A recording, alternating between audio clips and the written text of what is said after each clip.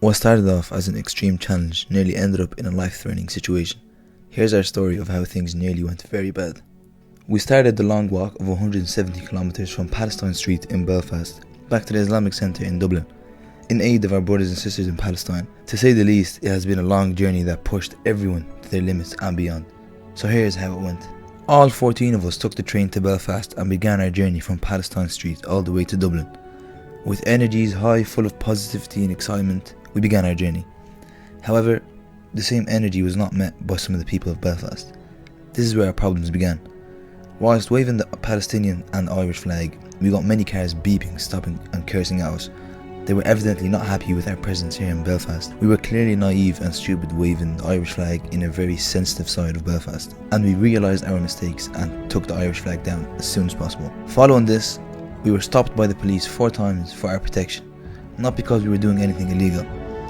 This is because a gang of men and cars started to follow us, and their intention was clearly not for the best, to say the least. So thankfully, the Chief Lieutenant of the Belfast Police arrived and decided to escort us to the nearest train station. We'd like to thank the Belfast Police for escorting us to the train station and taking us into their cars for our own safety, as us being there was dangerous and a risk to our safety to continue our journey, or even get a taxi unescorted alone. Apparently, the group of men had weapons and they were waiting for us to cross a street nearby, which was a few hundred meters in front of us. Thankfully, the police stopped us right in time. We do realise waving an Irish flag in a very sensitive place in Belfast was not the smartest idea. What I would like to point out here is that feeling while walking of constantly looking over your shoulders, being high alert, looking around for someone who could be a potential threat. The feeling that we felt is about 0.1% of what the Palestinians feel on a daily basis. The feeling of not being wanted in your own country, the unsafe, eerie feeling, constantly being verbally abused by people in your own land. This is what it feels like for the Palestinian people every single day for the last 60 years. The only difference is that we had police that we could rely on, that would protect us and bring us to the border safely. However, in Palestine, it is the police who are even more oppressive than the civilians, and they have nowhere to run, nowhere to hide, and no one to protect them. Ultimately, so being in this situation really put things into perspective for us. Once we reached the train station, we had police watching us and protecting us for 2 hours until our train was due. I think it's safe to say that all the boys were happy to see the back of Belfast and to step onto Irish soil in Dundalk once again.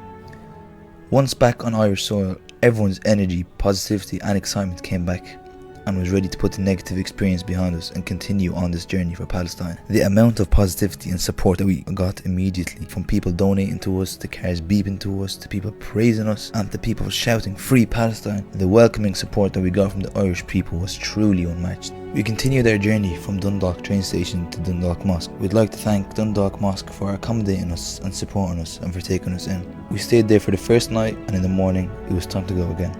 The destination was Drogheda. The walk from Dundalk to Drogheda had to be the toughest one yet. The pain in the legs is literally unexplainable. It's literally your legs are both numb.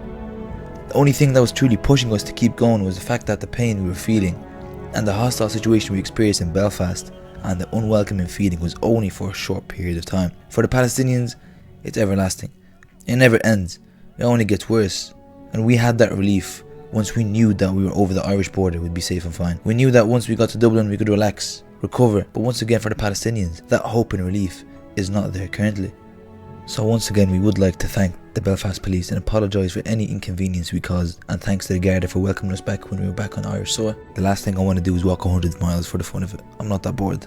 You may ask yourself the question, what got you to do 100 miles? What was going through your heads? And the answer is, this unique challenging challenge was set to grab as much attention as possible for us, to get the opportunity to spread the awareness of what's happening in Palestine, and it was a great success. From all the back roads that we took on our way back to Dublin, we've met some of the very down to earth and nice people that didn't really have a lot of information of what's happening in Palestine, and they spoke to us about what's happening and they got the information that they needed. There was cars that stopped to engage in conversations with us, which was really heartwarming. During the challenge, me, Ammar and Mo, we managed to get 5 hitchhikes in one day. Totally random people that we've never met allowed us to enter their vehicle, waving the Palestinian flags and dropping us a few meters down the road. Where else can you find this hospitality? The beeping of the cars that we got during our journey is impossible to count. I can still hear the beeping noises in my head right now.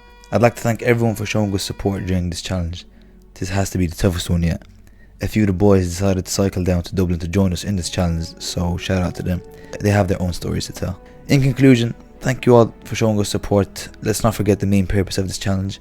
We've nearly reached our target, so let's try our very best to push it as much as possible. Our brothers and sisters rely on us to do the bare minimum. We had our lives at risk at one point in this challenge, so throw whatever you can in. That'll be very much appreciated. Let's not forget our brothers and sisters all over the world, not just in Palestine. Just because the spotlight is in Palestine right now doesn't mean that we forget about what's happening in Syria, Yemen and many other countries. Wherever you look over the world, the Muslim blood is cheap, unfortunately. Let's not forget them in our prayers, and once again, try our very best to donate, and if you can't donate, the least you could do is share this around. Thank you one final time. God bless, and we'll see you all in the next challenge.